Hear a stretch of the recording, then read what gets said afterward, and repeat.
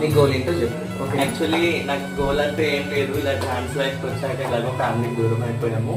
So మనకంటూ ఒక stage లో మన కాలం మీద మనం నిలబడాలనేటువంటిది నా గోలు.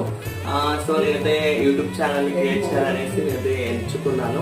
అది కూడా మా గురువు గారి ఛానల్ చూసి ఇన్స్పైర్ అయ్యి నేనైతే ఆ నిర్ణయాన్ని తీసుకున్నాను. సో నేను తీసుకున్న నిర్ణయం కరెక్ట్ అని మా గురువు కూడా నాకు వెల్విషర్ లాగా ఒక మంచి గైడెన్స్ ఇచ్చి నన్ను ముందుకు నడిపించారు. నాకైతే ఆ విషయంలో చాలా హ్యాపీ. చాలా మంది యూట్యూబర్స్ ఏమంటారంట ఎందుకు ఇప్పుడు ఏముందిలే అని డిస్కరేజ్ చేస్తుంటారు.